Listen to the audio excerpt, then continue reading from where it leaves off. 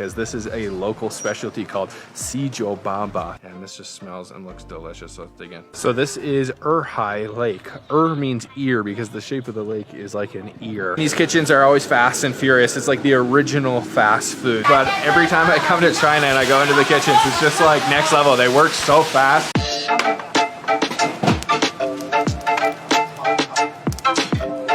Welcome to Chopstick Travel and welcome to China. This is episode 2 on our Lost Plate food tour along the ancient Tea Horse Trail. Today we have woken up in the town of Xizhou. It's going to be a great episode, so make sure you stay tuned until the end. Let's go get some breakfast.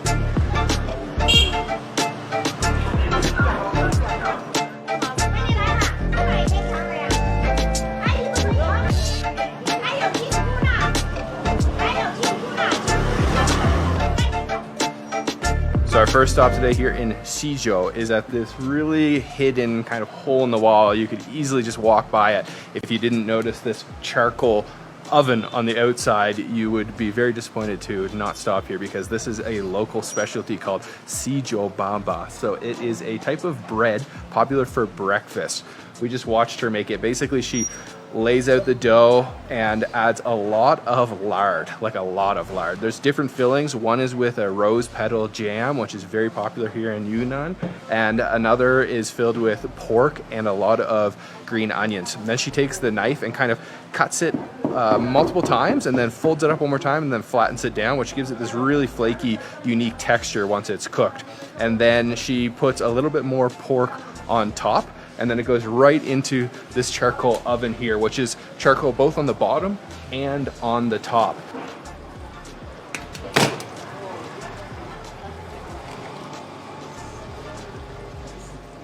She's got this really smooth technique, which she's obviously been doing years and years and years, where she just kind of drops all of the baba right onto the charcoal grill. And then we ordered one with a cracked egg on top. So it's just gonna cook away for just about 4 minutes, charcoal both on top and on bottom. And this is a very popular, only in this town, Bamba. So I'm looking forward to trying it out.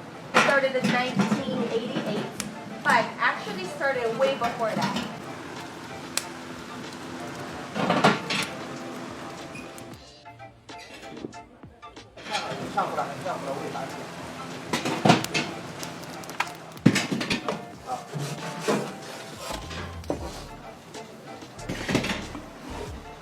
This is quite a popular tourist town as well. You'll see these ladies come by and they try to convince me to get cornrows and dreadlocks. I don't think that's happening today, but I like her outfit.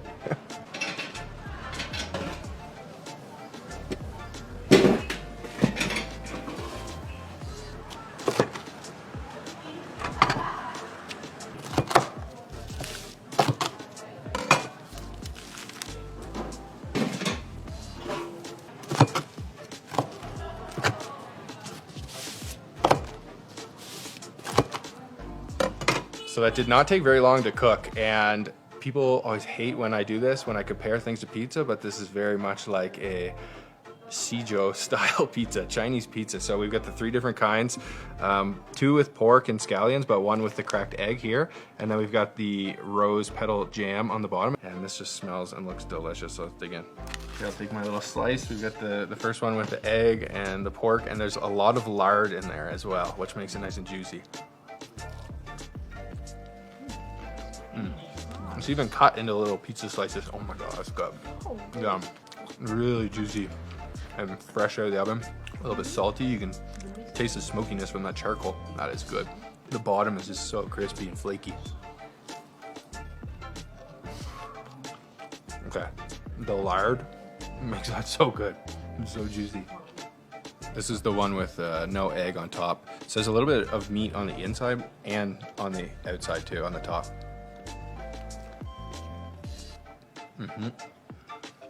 It's so good. Because of the way she folds it, it gets all these layers of flaky and chewy, and then you get the lard in there. Yum. That is awesome. I like the egg one. So we've got the sweet version, which has a rose petal jam, brown sugar, and red bean paste. And Reishi was just telling us that this is a 5th generation business, and it's sort of like a sourdough starter where they've been keeping the dough going for 5 generations. So that's you can't replicate that taste unless you've been doing it for generations. So let's try this one. Oh, yum. So much rose everything here. And very good, very sweet, and very creamy. And they put lard in this one too. Lard and brown sugar somehow goes together so good. I guess lard just makes everything better. It's also very good.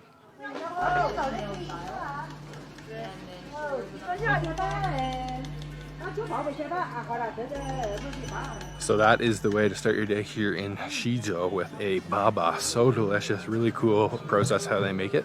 And we're actually going to be leaving this town behind and heading to a nearby lake where we're going to have a nice view with our lunch.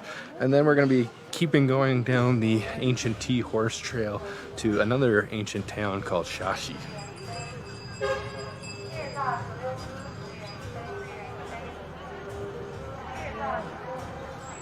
So this is Erhai Lake. Means ear because the shape of the lake is like an ear, and it's the 2nd largest freshwater lake here in Yunnan and the 7th largest in China. Just like a lot of places here in China, it's quite commercialized along the coast of the lake. There's a lot of coffee shops and different, you can rent these little e-bikes and buggies to rip around. We're just taking a quick little walk before we're gonna go grab some lunch. Still peaceful. I love the weather here in Yunnan. The sun is hot, but the temperature is very nice, like maybe 24, 23, really comfortable.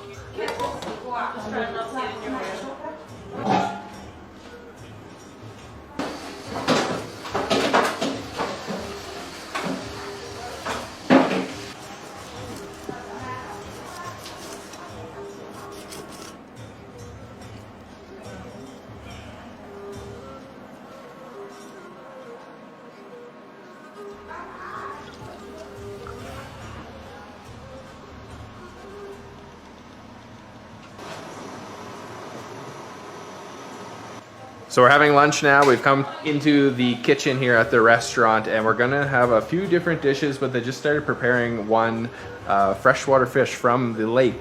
And what they do is score it and then stuff it with a little bit of scallions and ginger and a little bit of seasoning on top, and then they're gonna steam that away. We're also gonna have a few other dishes, one of which is snails.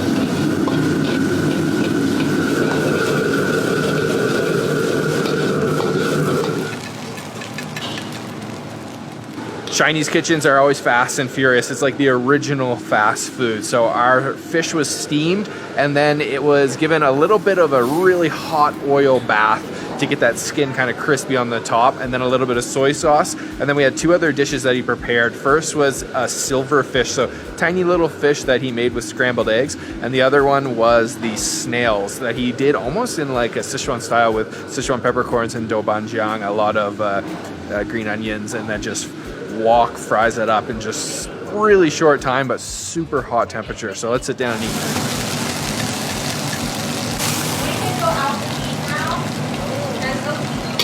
So we got all our dishes, came out super fast. We've got the snails here with some red peppers, green onions. This is the silver fish with scrambled eggs. And then this is a beautiful fish from the lake with lots of ginger and scallions. And then you put that oil right on top to kind of crisp the skin up. Beautiful. I'll go for a little dip in the soy sauce here. Oh yeah. It's so delicate when they steam it like that. I love steamed fish. Very strong ginger flavor. The ginger's just steamed too, so it's still a little bit crunchy. Just soft, beautiful, flaky fish fresh from the lake. So he fried up this egg with quite a bit of oil, and then there's the little fish in there. I don't know if you can see them, they're kind of falling apart, but it's sort of like a scrambled egg with small fish. You just eat the entire fish. There's no bones in it. Yum. Very oily scrambled eggs. A little bit of a seafood flavor, but not very much. Okay, let's try the snails. So we've got the snails here. Lots of green onions with some Sichuan peppercorns I saw I threw in there. Some bean paste. Usually not a huge snail fan, but I'll say.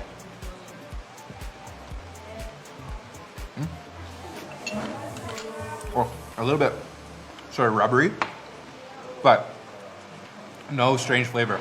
You can just taste that doubanjiang, that fermented bean paste, and then fresh scallions as well. Yum, really good actually.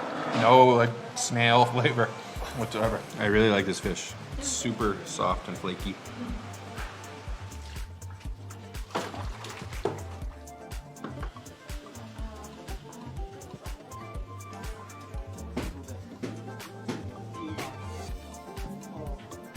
So we have left Shizhou behind and we are on our way to Shaxi, our next stop. That was a great lunch, but we've come to this really cool place that is a very kind of small community of the Bai ethnic group, and they're famous for their indigo tie-dye. We've come to this incredible courtyard you can see here where the ladies are making these beautiful indigo products. You can see that incredible blue color, and apparently we're gonna try it out ourselves. So let's see how this goes. So we've got our handkerchiefs here. We're gonna be dyeing them with indigo. There's a bunch of different patterns. It's kind of a free-for-all, random technique here. This is what I'm doing. So we'll see how it turns out. Okay, here's my finished product before I dye it blue. This is such a beautiful, beautiful courtyard. All the ladies here are wearing their traditional Bai ethnic clothing. Really cool. Okay, let's go dye it. Let it oxidize, just like What are you doing? I was waiting for it to oxidize a little bit, and then we're gonna put it back. Oh yeah, Okay, now it's time. now you put it back in 2 minutes. Go all the way. Okay, so think about that. Okay. Oh. Work harder. So we got a big pot of the indigo, all natural, made of the leaves. I've got my handkerchief in there now. You can see it kind of looks green, but once you take it out and let the oxygen oxidize it, it'll turn a nice blue. I gotta do 2 minutes. What happened if I dropped it? Take it out? And then you take it out, just let it like hold on your hand for 2 more minutes. So that was in there for 2 minutes, and now I've taken it out for 2 minutes. You can see it's already starting to turn a nice blue color, and now we're gonna go for another soak for 2 more minutes. 阿姨，请问一下卫生间在哪里？带我们出去右拐，那个小前面一出去就拐。 So after soaking for a little while, this is the final result. Turned out a little bit more white than I thought, but pretty cool design. I was going for a birch tree, blue birch tree. I don't know, this is me, because I think hers looks better, to be honest.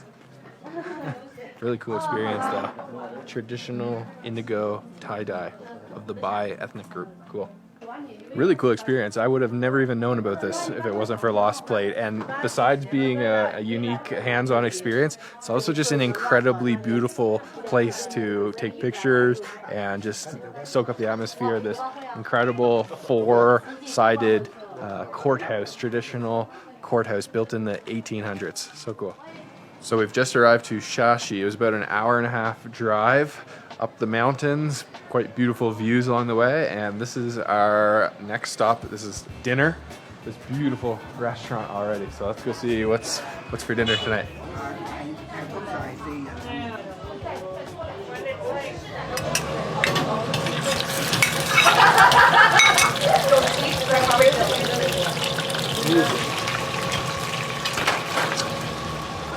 So once again, we are back in the kitchen, and one thing you notice right away as soon as you get back here is it's all women working here. So all lady chefs, and we're gonna be having some really interesting dishes with some unique ingredients. First dish that she's frying up right here is actually goat's cheese. We're gonna be also having some Yunanese ham and several other things. Great. 是一头花。 So it's like taro, flour, stir that.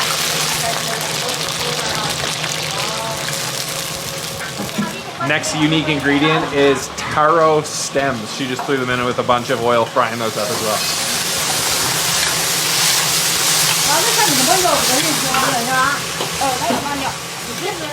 So actually those taro stems are poisonous if not cooked correctly. So they actually deep fried them first, then she stir fried them once again with a couple more ingredients, and now they're going into the steamer. So they need to be cooked 3 times in order for them to be safe to eat. You know, I go into a lot of kitchens, but every time I come to China and I go into the kitchens, it's just like next level. They work so fast, so many walks going, and it's just like top speed, everything.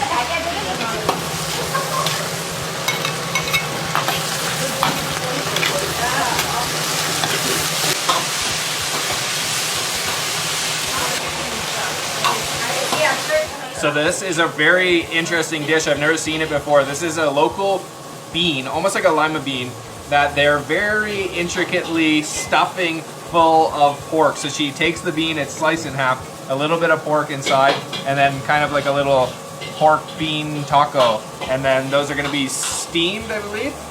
And that's a dish, yeah, I've never tried before. Looking forward to trying that. She said you want to make one? Yeah, I wanna make one.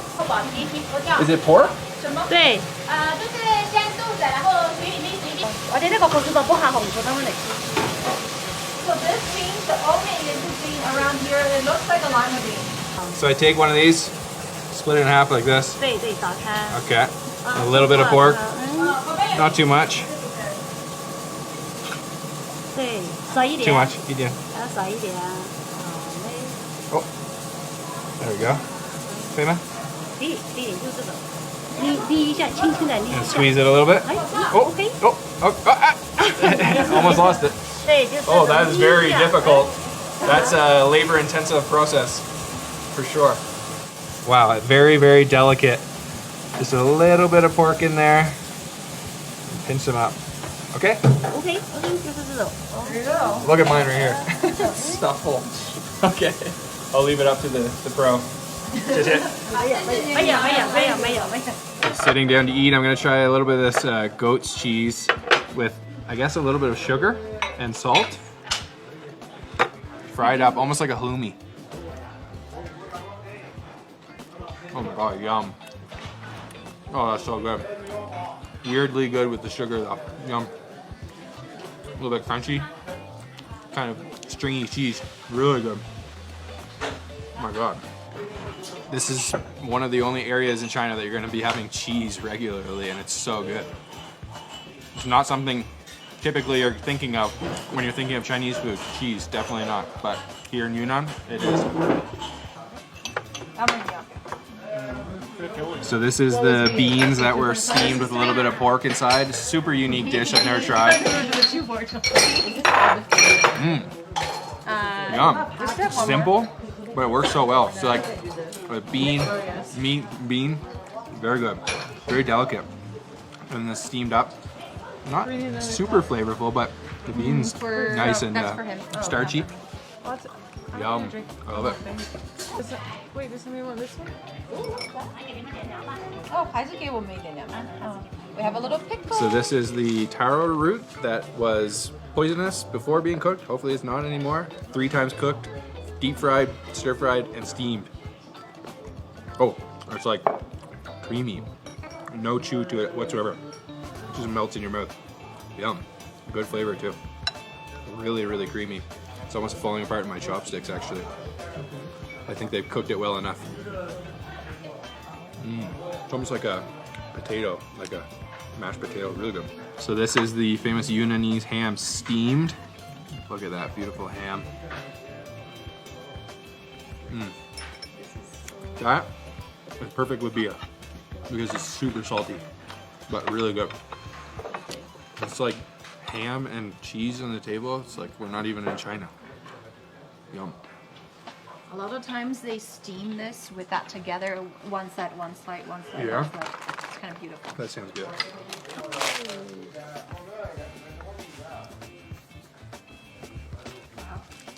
They're just So like pro stir move, everything. put a Get piece it of into the ham and a piece of the cheese together. Fill up like it's going somewhere. Yeah. That ham is salty. The cheese is not super salty though. Be it for today's episode here in China on our Lost Plate food tour along the ancient Tea Horse Caravan Trail. If you'd like to experience this tour or another one of Lost Plate's multi-day food tours, you can use my code LukeLovesLP and you can get $25 off. This town, Shashi, is beautiful, but we're gonna have to explore tomorrow in the next episode. So make sure you stay tuned, subscribe if you haven't already, and we'll see you guys on the next episode of Chopstick Chow. Bye.